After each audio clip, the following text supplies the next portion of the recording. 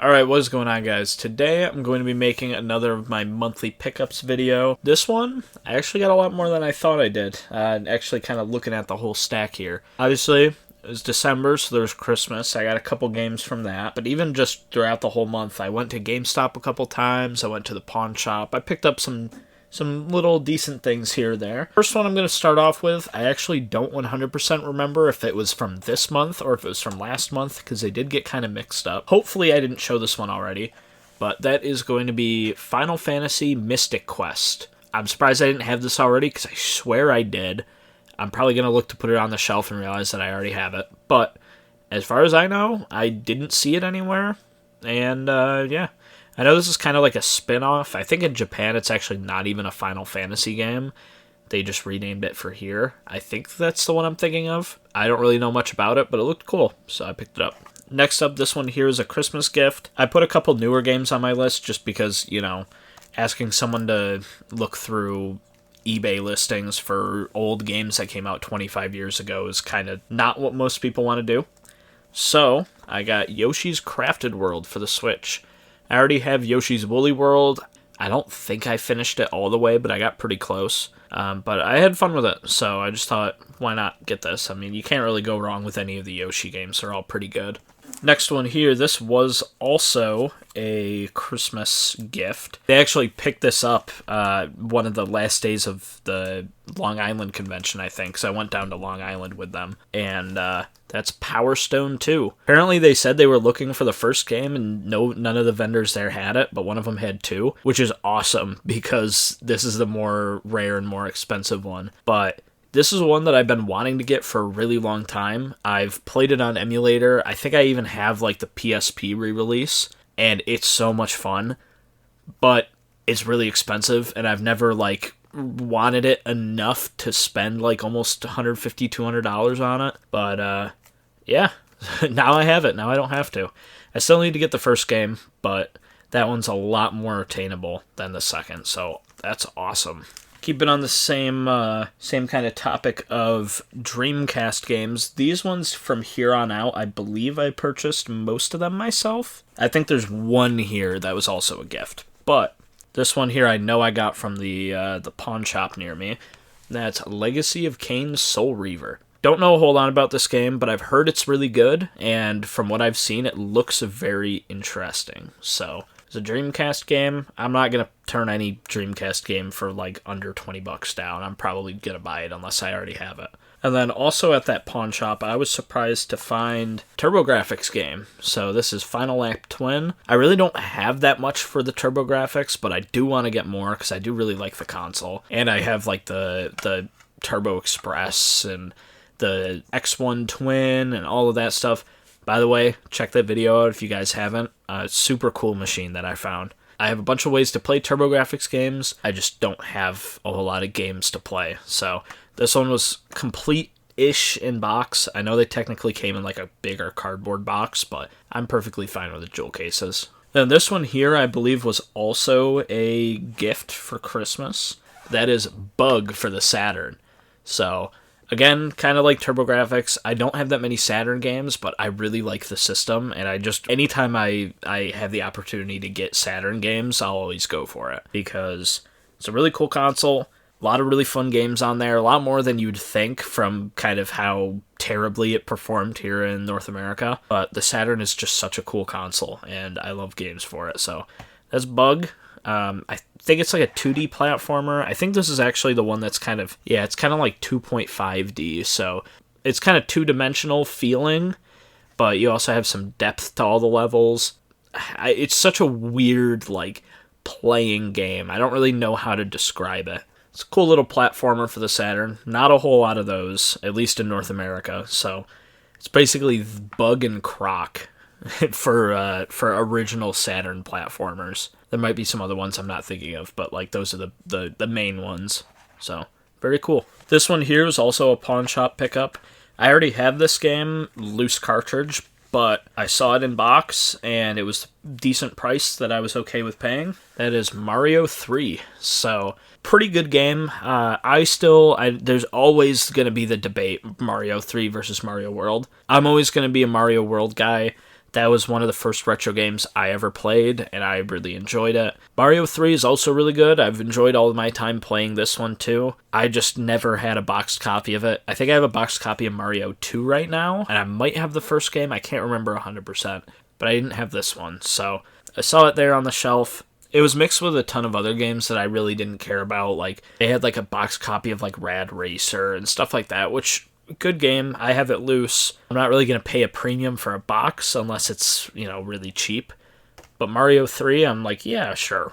This is one of the ones that I'd really like to have in box. Condition is pretty nice. Biggest issue is this little dent down in the corner. It is pretty unfortunate, but I might be able to kind of straighten that out and make it a little better. Just, spending some time and being very careful with it. But overall, condition of basically all the rest of it is really nice. So I'll definitely have to get a protector to put this in. And continuing on with the past couple months, I don't know why I've been getting so many games for this console, but I've been getting like 4 or 5 every month. Got a bunch of PSP stuff. So we got Prince of Persia, The Forgotten Sands. I believe all of these are from the pawn shop. Last month I got a bunch of them from GameStop because someone traded in their whole collection. But these are cheap, good games, at least from what I've heard. This game could suck, I have no clue. But PSP's got a lot of good games that are not very expensive, and, it's a cool console that I like. So, Prince of Persia Forgotten Sands was the first one. Then I got Petapon, which is kind of a cool little... I think it's like a little puzzle platformer type thing. I don't really know a whole lot about it. I just know it's like one of those games a lot of people who had a PSP have some nostalgia for. I kind of grew up with one in a way. I purchased it around the time that the 3DS came out, so it was definitely old. I think the Vita was out at the time and I couldn't afford one, so I bought a PSP from the retro game store near me instead. I never had that game personally, so I don't have much attachment to it, but I'll definitely try it out, because I've heard it's pretty good. This one here I kind of already had, I just didn't have it in the full case. That's Ratchet & Clank Size Matters. I have it in like the little not-for-resale like little sleeve that the UMD comes in, but I didn't have it in this full case here, so got that too, which is cool. And then last one here, I got Lego Star Wars 3, which is kind of interesting that it released for this. I think one of the normal Lego Star Wars games came out on it, and then Lego Star Wars 3, just based on the Clone Wars. It never got the complete saga that a lot of the other platforms got. It just has like half of the movies. It would have been really cool if it had all of them, because I played those a lot on the Wii as a kid, and being able to play that portably and play the same exact game on another device and take it with me would have been really cool. As far as I know, I think this is a lot closer to the console version than like the DS port, for example, which is kind of a whole different game. Pretty cool. I don't know if I'm ever going to play this because I have played it on other platforms too, but it was $5 and it's a good game. Like the old Telltale Lego games, you really can't beat them. A lot of nostalgia for them. Also, on the topic of portable PlayStation games, I also got 4 PS Vita games, too. So, first one here, I got Resistance Burning Skies. I don't know anything about this, aside from it being a first-person shooter in the Resistance series. I don't know if it's good, I don't know if it's bad, but I'll try it out. Maybe it's good, maybe it's bad, I don't know. I also got Asphalt Injection. Only reason I picked this up is because when I was younger, on my dad's iPhone 4, I played Asphalt 7, and later on I think I played 8 on like my tablet or iPad or something. Yeah, so I don't know how this game is, probably not too good, but I have some nostalgia for the Asphalt series in general, so why not? I also got Wipeout 2048. Pretty fun series of games. I haven't played this specific one ever. Kind of like an F-Zero type thing with like Mario Kart mixed in there. It's pretty fun. So that one was also pretty cheap, so I grabbed that. And then I believe this one here was also a Christmas gift that I got. It is Ridge Racer for the Vita. So a lot of racing games, but I like racing games, so that's fine. I don't know if this version of Ridge Racer is very good. I think this is similar to the PS3 one, although I could be wrong. I'm not 100% sure. But I've enjoyed the couple Ridge Racer games that I've played in the past, so I'll try this one out. I just really love the Vita. I really like getting games for it. I just don't have much. So it's kind of like the PSP where I've just been kind of trying to build up that collection a little bit more. Some more fun games to play if I ever do bring it with me somewhere. Next up here, I got a boxed Genesis game.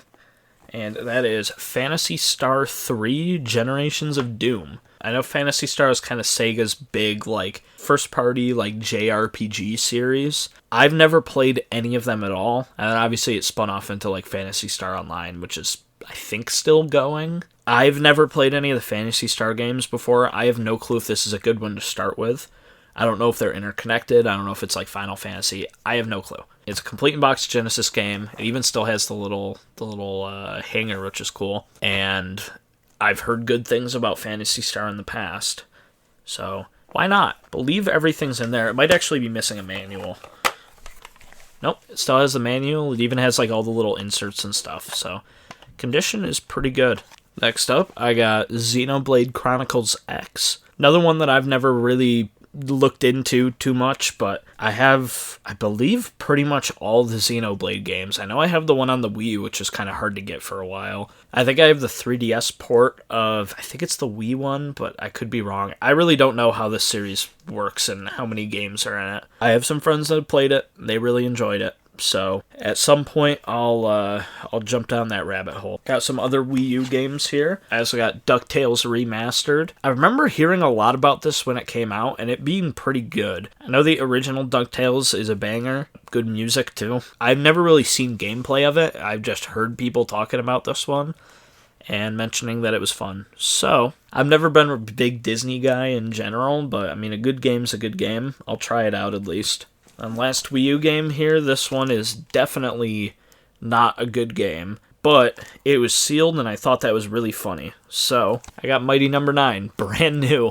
And yeah, I was talking to a guy at the pawn shop. He had like just got this in. He was looking up the price of it. I'm like, I don't even think sealed it's worth $5. And he looks it up and it's worth like $6 sealed. Like, it's worthless. This game was like, I remember hearing kind of all the talk about it when it came out. How it was like this super hyped up, like Kickstarter, Indiegogo, whatever it was, campaign. And it came out and it was horrible. And it just did not live up to the hype at all. There's probably some people out there that like this game. I feel like it's one of those things that, like, there's got to be someone out there who it's their favorite game. But from everything I've heard, it was kind of just like a cheap imitation of Mega Man, which obviously it was trying to be like Mega Man, but from what I've heard, it didn't do it very well. I'll give it a try at some point. Maybe it's not as bad as everyone says. I don't know. I'm known to like a couple bad games, so we'll see. Just got a couple more games here to go. Right here, I got Monster Hunter 4 Ultimate for the 3DS. Again, never played a Monster Hunter game in my life, but I have a bunch of them. I've heard they're pretty fun, so maybe at some point I'll play through them all. We'll see. Then I got this one here, which I was super surprised I didn't have already, because it's one that I've been wanting to play for a super long time, and every time I go to play it, I'm like, oh wait, I don't have that yet, but I've never gone to buy it. That is Shadow of the Colossus for the PS4. I have the original. I also have the Japanese version of the original, Wander in the Colossus. If you guys have ever played this game on the original hardware, it kinda sucks. And it's really sad, because I know if that game was cross-platform and it was put on the GameCube or the Xbox, it would be so much more playable. But the PS2 is just so weak, and like, they did a great job. It is really impressive what can run on there, but at a point, it's like, it's just hard to play. And that's kind of my experience trying to play the PS2 version. You're getting, if you're lucky, 30 FPS looking up at the sky. I know, obviously, back then, there were way worse running games, but it's still something where I'd much rather just play the PS4 remake. I've seen this. I think I actually picked it up on my dad's account for like a PlayStation Plus monthly game. I looked at it and just walked around for a little bit, and it looked amazing. Like even PS4 standards, it looked awesome. So, definitely one that I gotta try out. Probably pretty soon, because it's, like I said, one that I've been trying to go and play a few times. I'm like, oh, I thought I had it, and I don't. So, definitely a good pickup for $23. Why not? Next up, this one here is an interesting one. I really don't know anything about this game, but it was at GameStop, and it looked kind of interesting. So that is Draken the Ancient's Gates. I don't know anything about this game.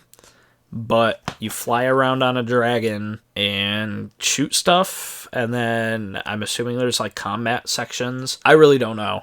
It kind of gave me like Panzer Dragoon vibes just from like this screenshot, and it was cheap, so why not? You know, my GameStop's one of the retro stores, so I get like PS2, OG Xbox, GameCube stuff pretty frequently, and I usually just pick some stuff up if it's cheap enough. I had some gift cards from Christmas, so this was one of the games that I happened to just pick up to try. Maybe it's a hidden gem, maybe it's garbage. I guess I'll find out at some point. This one right here, I think I already own it on Xbox, but I don't think I even have enough Xbox controllers to play this split screen like I'd like to. So, I got it on GameCube. That is Time Splitters 2. I've heard nothing but amazing things about this game. This is a game that I've been kind of looking to get just to play with some of my friends, 4-player split screen. I've heard it's a really good time.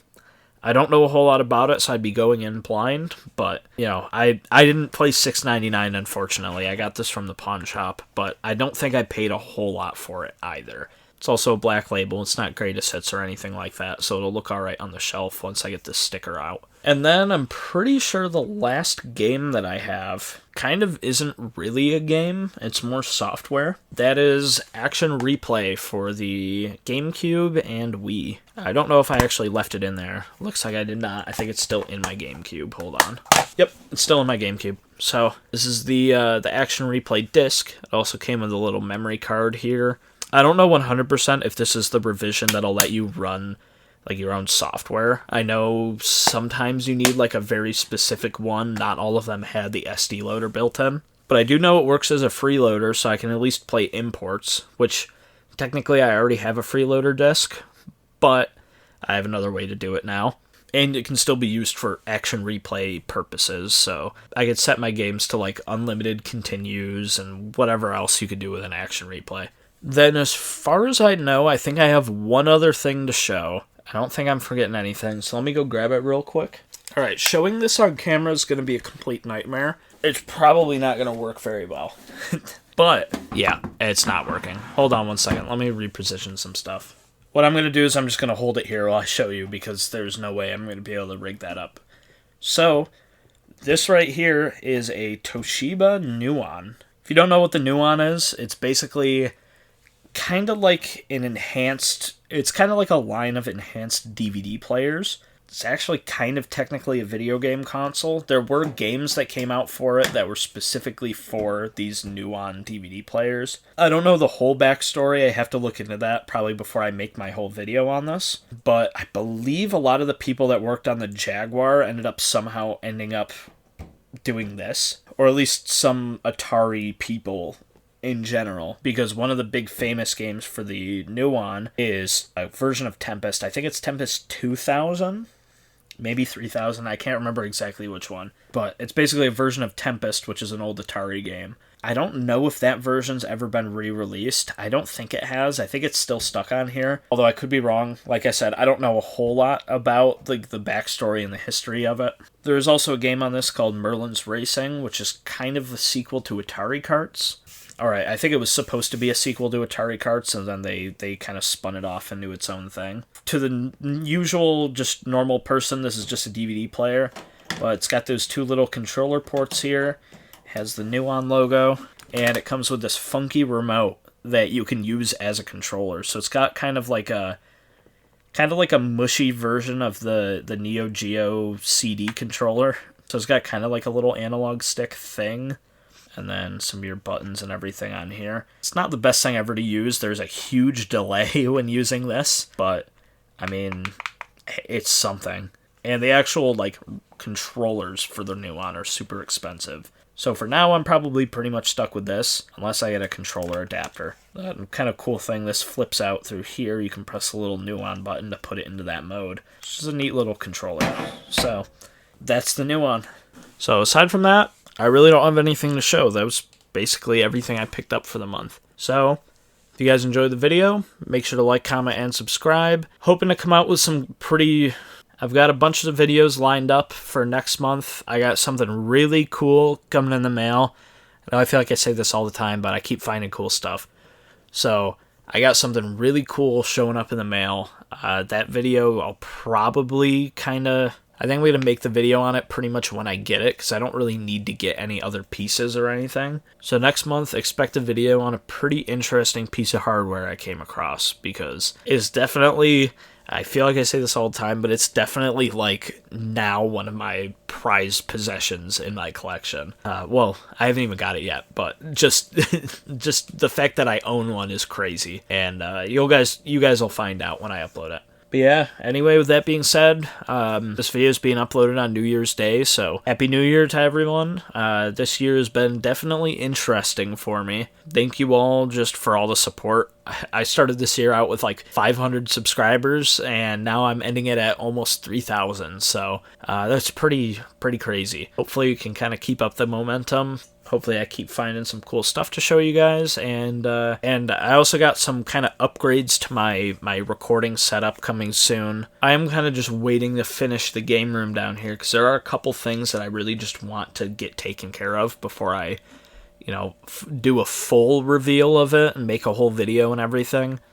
But it's something I've been wanting to do for a really long time. Then I also want to set up like an actual set for me to record videos at. So it's not just, talking hands. Actually see me and I can show things to you guys, have different camera angles, stuff like that. Hoping to upgrade my whole setup here in the next couple months. If you guys enjoyed the video at all, make sure to like, comment, and subscribe. Thank you again for all the support on everything, and I will see you guys later. Goodbye.